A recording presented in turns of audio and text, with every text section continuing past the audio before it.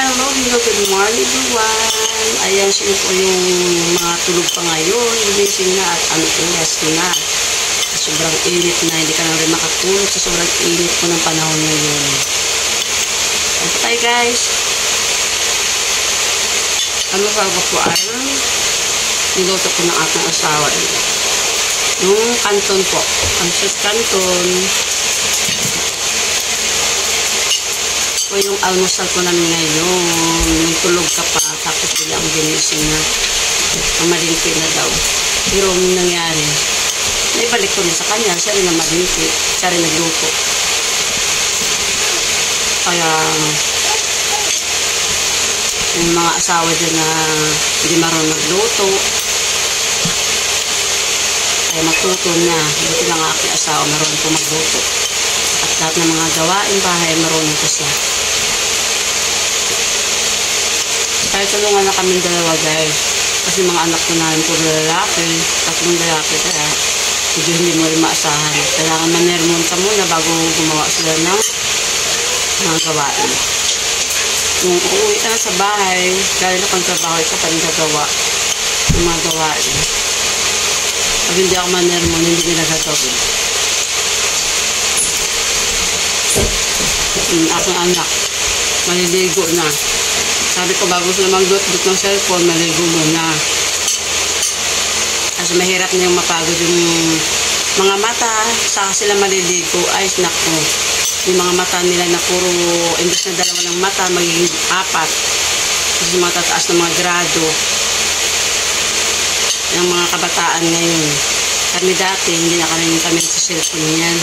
Naglalaro lang kami sa mga uhot, sa mga taniman ng palay. Kaya napakaganda po noon guys. Kasi ngayon puro gadget na lang mga kabataan ngayon. Kamusta kayo guys? Kamusta ang inyong mga Facebook? Mga reel nyo? Bumaba rin po ba kayo? Ako yung nag-upload ako last upload is 7. Kasi hindi ako nag-upload ng alas 9. Pagkagising ko pula lahat. Yung lagi naman ako nag-upload. Pero kailangan pala mag-upload ka bago ka matulog. Kasi pagkagising mo, mo na lang, mababa na lahat yung mga performance mo. Kain tayo guys. Almusal ko na. Kasama na tanghalian kasi anong oras ng almusal.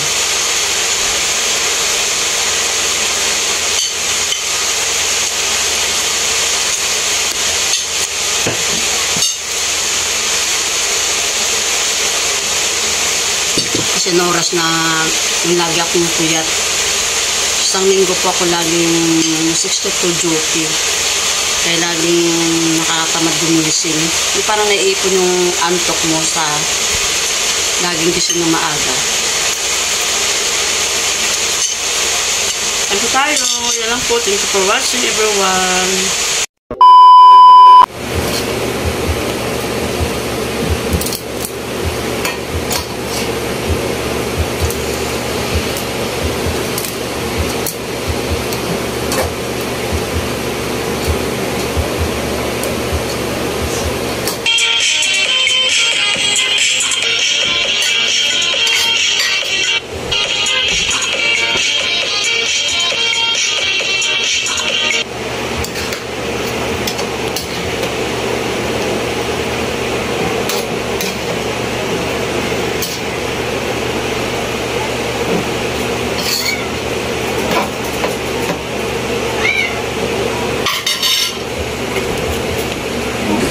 Tuyo rin ko eh.